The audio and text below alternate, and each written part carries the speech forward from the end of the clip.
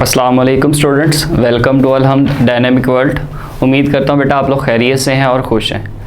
आज हम बेटा इस लेक्चर में chapter number 4 which is partial fraction से स्टार्ट करने जा रहे हैं। और चैप्टर नंबर 4 की जो बेसिक्स हैं वो आज हम इस लेक्चर में क्लियर करेंगे कि जो हमने आगे पूरे चैप्टर के अंदर क्वेश्चंस के थ्रू या प्रॉब्लम्स में जो चीज़ें देखनी हैं, जो चीज़ें फेस करनी हैं, उन सारी चीज़ों को आज हम डिस्कस करने जा रहे हैं। तो सबसे पहले तो हमें इसकी बेसिक्स क्लियर होनी चाहिए, यानी कि कुछ डेफिनेशंस हैं, कुछ कॉन्सेप्ट्स हैं जो हमें पता होने चाहिए। तो नंबर 1 सबसे पहले हमारे पास जो कॉन्सेप्ट आता है बेटा वो किस चीज़ का है, फ्रैक्शन क्या होती है।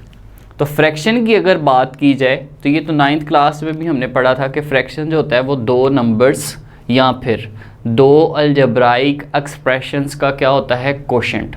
सर कोशेंट अब क्या चीज़ है इसमें से? कोशेंट का वर्ड थोड़ा सा स्टूडेंट्स को तंग करता है, ठीक है। हमने बात ये की है कि फ्रैक्शन एक्चुअली क्या होता है, कोशेंट ऑफ टू नंबर्स और अलजेब्राइक एक्सप्रेशन। अब इसमें अगर एग्जांपल के थ्रू इसकी बात करें तो हम इसको अच्छी तरह से अंडरस्टैंड कर लेंगे कि हम क्या बात कर रहे हैं। टू नंबर्स का कोशेंट लें, ठीक है। मसलन फॉर एग्जांपल मैं आपके सामने लिखता हूँ 2/3। तो बेटा ये जो दरमियान में ये जो बार का साइन आ रहा है ना, इसे हम क्या बोलते हैं, बार। रीड एज बार का साइन, ठीक है, ये बार का साइन है। और सर ये जो बार का साइन होता है इसी को हम क्या बोल रहे होते हैं, कोशेंट बोल रहे होते हैं। क्या चीज़ बेटा बोल रहे होते हैं, कोशेंट बोल रहे होते हैं। तो कोशेंट इसको क्या कहेंगे, कोशेंट ऑफ टू नंबर्स, या फिर सेकंड इसकी फॉर्म क्या हो सकती है, आप कह सकते हैं जी, और दो algebraic expressions. Sir algebraic expressions for example मैं एक लिख लेता हूँ आपके सामने, x² + 2 डिवाइडेड बाय x - 2। अब न्यूमरेटर में भी एक एक्सप्रेशन है और डिनोमिनेटर में भी क्या है, एक एक्सप्रेशन है। अगर दो एक्सप्रेशंस का कोशेंट लें तो उसको भी आप क्या बोलते हो, हमेशा फ्रैक्शन। और अगर दो नंबर्स का कोशेंट लें तो उसे हम क्या बोलते हैं, हमेशा फ्रैक्शन बोलते हैं, ठीक है। अब सर इसमें ये जो न्यूमरेटर में एक्सप्रेशन पड़ी हुई है ना बेटा, आप इसको बोलते हैं डिविडेंड। और डिविडेंड हमेशा आता ही न्यूमरेटर में, डिविडेंड हमेशा आता ही न्यूमरेटर में। और ये जो डिनोमिनेटर में पड़ी हुई है एक्सप्रेशन x - 2, इसको आप क्या कहते हो, डिवाइज़र, क्योंकि वो डिवाइड कर रही है किसको, x² + 2 को। तो इसलिए न्यूमरेटर हमेशा डिविडेंड होता है और डिनोमिनेटर हमेशा क्या कहलाता है, डिवाइज़र कहलाता है। क्या कहलाता है बेटा, डिवाइज़र। तो आपने इस डेफिनेशन को जब बुक से रीड आउट करना है तो डेफिनेशन की स्टेटमेंट साथ आपने ये भी बताना है इस कि जिस बार के साइन को क्या बोलते हैं, रीड एज बार। और इसे हम कोशेंट ट्रीट कर रहे होते हैं और कोशेंट में हमेशा न्यूमरेटर में डिविडेंड और डिनोमिनेटर में हमेशा डिवाइज़र पड़ा होता है। और इन द एंड आप एक एग्जांपल दे देंगे इसी तरह से, एक नंबर्स वाली और एक एक्सप्रेशंस वाली, और आपकी ये डेफिनेशन कंप्लीट हो जाएगी। बेटा याद रखिएगा डेफिनेशंस के साथ आपको पता है कि एग्जांपल्स मस्ट होती हैं, विदाउट एग्जांपल आप डेफिनेशन कंप्लीट आपकी नहीं होती। अब हम इसी से आगे फ्रैक्शन से आगे कंटिन्यू करें अगर इस लेक्चर को, तो नेक्स्ट हमारे पास एक टर्म आ रही है, रैशनल फ्रैक्शन क्या होती है, ठीक है। 9th क्लास में आपने चैप्टर नंबर 4 के अंदर रैशनल एक्सप्रेशन पढ़ा था।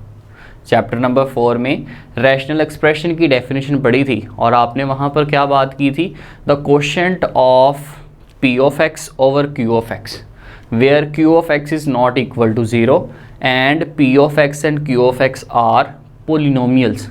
सेम वही चीज़ यहाँ पर है कि जी रैशनल फ्रैक्शन क्या होती है। अब जब आप इसकी डेफिनेशन स्टार्ट करेंगे तो उसकी डेफिनेशन की स्टार्ट पे आप एक वर्ड ऐड करेंगे, an expression of the form n(x) over d(x), यानी कि हम यहाँ पर क्या ले रहे हैं, an expression which is of the form n(x) over d(x). अब हम इस मज़ीद n(x) और d(x) को एलेबोरेट करने जा रहे हैं। n(x) से मुराद क्या है, n से मुराद ये है कि सर न्यूमरेटर है, x से मुराद इसके ब्रैकेट में ये मतलब है इसका कि हमारे पास जो न्यूमरेटर में जो भी एक्सप्रेशन आएगी उसमें वेरिएबल कौन सा होगा, x होगा। d(x) से मुराद डिनोमिनेटर है और जिसमें भी जो भी एक्सप्रेशन यहाँ पर लिखी जाएगी डिनोमिनेटर में, वहाँ पर भी वेरिएबल कौन सा होगा, x होगा, ठीक है बेटा। अब सर रैशनल फ्रैक्शन कब बनती है? कोई भी एक्सप्रेशन जो कि इस शक्ल की हो, N of X over D of X की फॉर्म की हो, प्लस जो एन ऑफ एक्स है, कंडीशन इसमें ये है कि सबसे पहली बात तो ये सर कि यहाँ पर डी ऑफ एक्स जो होगा वो कभी भी ज़ीरो के इक्वल नहीं होगा। सर वो तो बात क्लियर है कि समथिंग ओवर ज़ीरो, आंसर क्या होता है? अनडिफाइंड। तो डेट्स वाई हम यहाँ पर डिनोमिनेटर वाली वैल्यू को हमेशा अदर देन ज़ीरो यानी कि नॉन ज़ीरो कोई भी नंबर लेंगे या एक्सप्रेशन लेंगे। ओके होगी बात। फर्दर अगर हम बात करें इसकी जो मेन रीज़न है रैशनल फ्रैक्शन की, कि कोई भी फ्रैक्शन रैशनल कब होगी, तो कोई भी फ्रैक्शन बेटा रैशनल तब होती है जब इसका न्यूमरेटर यानी कि N of X be polynomial हो और जो इसका डी ऑफ एक्स है वो भी क्या हो? पोलिनोमियल हो। दोनों चीज़ें क्या होनी चाहिए? पोलिनोमियल। न्यूमरेटर में जो एक्सप्रेशन है और जो डिनोमिनेटर में एक्सप्रेशन है बेटा जी, ये दोनों की दोनों क्या होनी चाहिए? पोलिनोमियल्स होनी चाहिए। अगर वो दोनों पोलिनोमियल्स नहीं होंगी तो हम इसे रैशनल फ्रैक्शन नहीं कह सकते। ठीक है, क्लियर होगी बात कि जी रैशनल फ्रैक्शन कब बनती है? Fraction of the form N of X over D of X where D of X is not equal to zero and N of X and D of X are polynomials with real coefficients, और इनके जो coefficients होंगे वो real numbers में से आएंगे। Clear होगी बात। एग्जांपल डिस्कस करते हैं किसकी। फॉर एग्जांपल सर हमारे पास लिखा हुआ है X cube plus 3 divided by X plus 1 whole square into X plus 2। बताइएगा कि जो न्यूमरेटर में जो एक्सप्रेशन लिखी गई है क्या ये पोलिनोमियल है? सर यस, ये पोलिनोमियल है। और डिनोमिनेटर में भी जो एक्सप्रेशंस लिखी हुई हैं वो भी पोलिनोमियल्स हैं। कि सर आपको कैसे पता लगा कि ये पोलिनोमियल है? 9th क्लास का चैप्टर नंबर 4 अगेन आपने पोलिनोमियल की डेफिनेशन डिस्कस की थी और वहाँ पर हमने जो बात हमने जहन में बिठाई थी वो सिर्फ़ और सिर्फ एक ही थी कि वेरिएबल की जो पावर हो वो आप चेक करें। अगर वेरिएबल की पावर नॉन नेगेटिव हो, वेरिएबल की पावर क्या हो? नॉन नेगेटिव इंटीजर हो, तो आप कह सकते हो कि वो पोलिनोमियल है। ठीक है, नॉन नेगेटिव इंटीजर से मुराद होता है बेटा नंबर कौन से? 0 1 2 3 4 and so on. In numbers में से कोई आप नंबर इसकी पावर्स में जब देखते हैं तो उसको हम क्या बोलते हैं बेटा? पोलिनोमियल बोलते हैं। तो देखें ज़रा, ऊपर भी इन नंबर्स में से ही कोई ना कोई पावर है और नीचे भी इसी तरह से ही। तो इसकी जो पावर है वेरिएबल की, कांस्टेंट नहीं, सिर्फ वेरिएबल की पावर के ऊपर आपने फोकस करना है कि वेरिएबल की जो पावर है वो नॉन नेगेटिव इंटीजर होना चाहिए। It means that power negative नहीं होनी चाहिए। जिन चीज़ों से हमने बचना है वो क्या है? एक तो नेगेटिव नहीं होनी चाहिए पावर, और नंबर 2 आपके पास कभी भी वेरिएबल की पावर अगर फ्रैक्शन में आ जाए तब भी वो पोलिनोमियल नहीं होगा। तो ये हमने क्लियर कर लिया कि रैशनल फ्रैक्शन क्या होती है। कोई भी fraction N of X over D of X की फॉर्म में हो और उसमें न्यूमरेटर और डिनोमिनेटर दोनों एक्सप्रेशंस क्या होनी चाहिए? पोलिनोमियल्स। तो then this fraction is called rational fraction. ठीक है, नेक्स्ट बेटा हमारे पास एक टर्म है प्रॉपर फ्रैक्शन। हम अब फ्रैक्शंस की टाइप्स हैं, एक दो उसको डिस्कस करने जा रहे हैं। प्रॉपर फ्रैक्शन को हम डिस्कस करने जा रहे हैं सबसे पहले। तो ये सारी डेफिनेशन एक तरतीब के साथ हैं। फ्रैक्शन एक्सप्लेन होगी तो रैशनल फ्रैक्शन एक्सप्लेन किया जाएगा। रैशनल फ्रैक्शन को रिलेट करेंगे हम आगे प्रॉपर फ्रैक्शन के साथ, इसी तरह से ये डेफिनेशन आगे रिलेट करेंगे। तो प्रॉपर फ्रैक्शन की अगर बात करें तो वो स्टेटमेंट को अगर स्टार्ट करें आप, तो आप इसकी डेफिनेशन स्टार्ट कहाँ से करेंगे? अ rational fraction is called proper fraction. इस तरह से आप ये डेफिनेशन लिखेंगे कि रैशनल फ्रैक्शन होगी तब क्या बनेगी? वो प्रॉपर। अगर हमने फ्रैक्शन ही जो ली वो रैशनल नहीं है, यानी कि ऊपर और नीचे न्यूमरेटर और डिनोमिनेटर में अगर पोलिनोमियल्स नहीं हैं तो वो प्रॉपर फ्रैक्शन नहीं बनाई जा सकती। तो प्रॉपर बनाने के लिए क्या कंडीशन है? कि रैशनल फ्रैक्शन होनी चाहिए। क्लियर होगी बात। अब सर आगे चलें, अगर हम तो रैशनल फ्रैक्शन हम एक ले लेते हैं, यानी कि ऐसी फ्रैक्शन जिसमें न्यूमरेटर में और डिनोमिनेटर में क्या होगा बेटा, पॉलिनोमियल होगा। ठीक है, तो हम एक एग्जांपल यहाँ पे डिस्कस करने जा रहे हैं फॉर एग्जांपल, और इसी एग्जांपल के थ्रू ही हम इस डेफिनेशन को भी क्लियर कर लेंगे। For example sir 3x minus 25 divided by x square minus 16, ये आपके सामने एक मैंने रैशनल फ्रैक्शन लिखी है। अगर आप इसकी न्यूमरेटर में देखें तो वेरिएबल x की पावर कितनी है 1, और ओवरऑल अगर न्यूमरेटर में आप इसकी डिग्री देखें तो वो नॉन नेगेटिव इंटीजर है। डिनोमिनेटर में डिग्री कितनी है 2 है, और इसका मतलब न्यूमरेटर और डिनोमिनेटर जब दोनों पॉलिनोमियल्स होंगे तो आप इसे क्या कहोगे, रैशनल फ्रैक्शन। अब इस रैशनल फ्रैक्शन को हम प्रॉपर फ्रैक्शन कब कहेंगे ये आपने समझना है। तो बेटा याद रखिएगा कि प्रॉपर फ्रैक्शन तब बनती है कोई भी रैशनल फ्रैक्शन अगर आपके पास जो न्यूमरेटर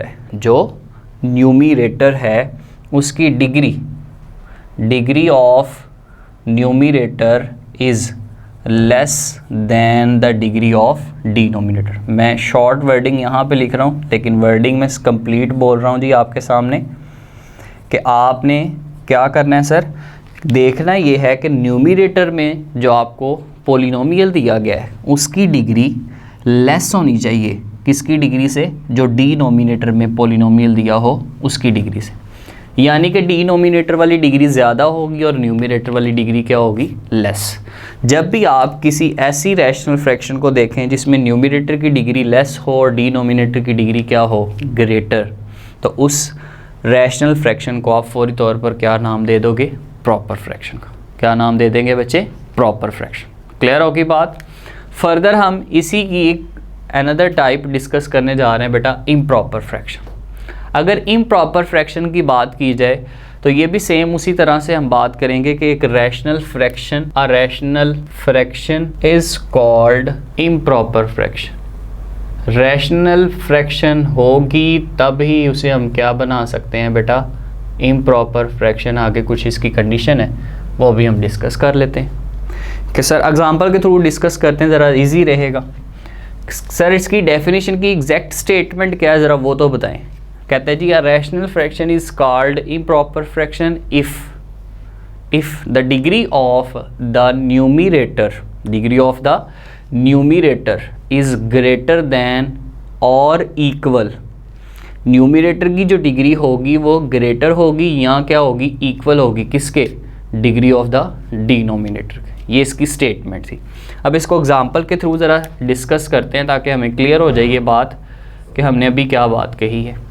फॉर एग्ज़ाम्पल मैं आपके सामने लिख लेता हूँ x की power 4 + 1 over x square into x minus 1। मुझे आप ज़रा चले मैं इसको फ़िलहाल आसान लिख देता हूँ कि फॉर एग्ज़ाम्पल हमारे पास लिखा हुआ है x³ - 1 लिखा। अब देखें ज़रा डिग्री ऑफ न्यूमरेटर कितनी है 4, जबकि डिग्री ऑफ डिनोमिनेटर कितनी है 3। अगर न्यूमरेटर की डिग्री देखें तो वो 4 है, डिनोमिनेटर की डिग्री 3 है। तो अगर आपके पास डिग्री ऑफ न्यूमरेटर ग्रेटर हो और डिग्री ऑफ डिनोमिनेटर क्या हो, लेस, तो उस रैशनल फ्रैक्शन को आप क्या कहोगे, इम्प्रॉपर फ्रैक्शन। या फिर अब इसका एक दूसरा केस भी है। एक और केस सर वो कौन सा है, और आप ये भी कह सकते हैं कि अगर मैं यहाँ पर इस तरह से लिख लूँ जी x² + 1 over x² minus 1। Degree of numerator बताइएगा बेटा कितनी है 2, जबकि डिग्री ऑफ डिनोमिनेटर भी कितनी है 2 है।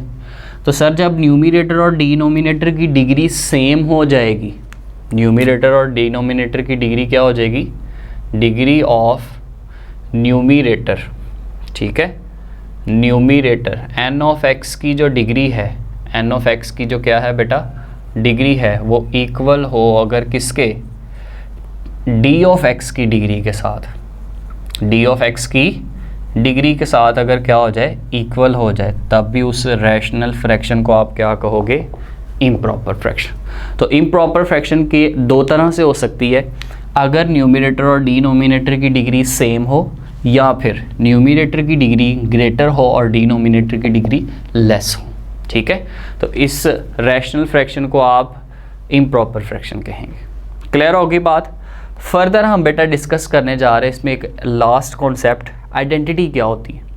जब भी कोई आपसे क्वेश्चन पूछता है कि आइडेंटिटी को डिफाइन करें, तो आपका सबसे पहला जो आंसर होगा उसे वो ये होगा कि identity is an actually equation.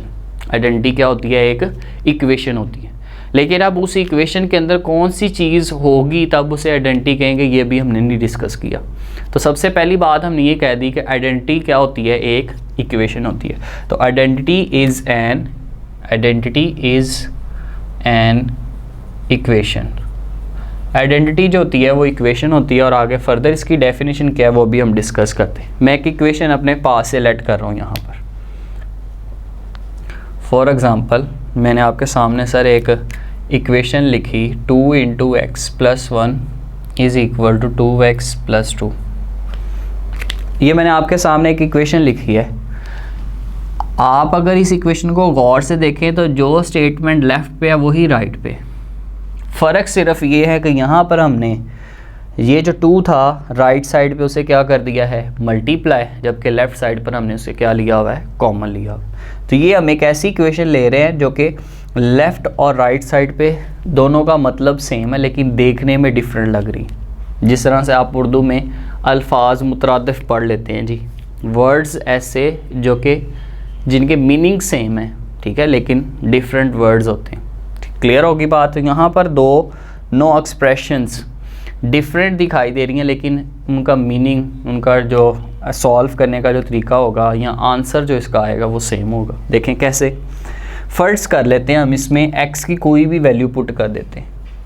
Put x = 2 put करता हूँ। चले मैं, जब हम x की जगह पे 2 पुट करेंगे तो देखें ज़रा सोल्यूशन क्या आ रहा है, 2 × 2 + 1, राइट साइड पे 2 × 2 + 2, 2 + 1 3, 3 2 6, 2 2 4, 4 + 2 6। देखें x की वैल्यू मैंने 2 पुट की दोनों साइड्स पे, लेफ़्ट और राइट साइड का आंसर क्या आ गया है, सेम। तो बेटा इसी तरह से हम यहाँ पर इस इक्वेशन के अंदर x की जो मर्ज़ी वैल्यू पुट कर लें, इस जगह पर x की जो मर्ज़ी वैल्यू लेफ़्ट और राइट साइड पे पुट कर लें, लेकिन लेफ़्ट पे वैल्यू पुट करनी है वही राइट पे पुट करनी है। ठीक है, तो x की अगर हम जो मर्ज़ी वैल्यू यहाँ पर पुट कर लें, लेफ़्ट और राइट साइड का आंसर क्या रहेगा, सेम। तो it means that this equation is called identity. तो आइडेंटिटी की डेफिनेशन क्या हुई फिर, identity is an equation which is true for all the values of the variables involved.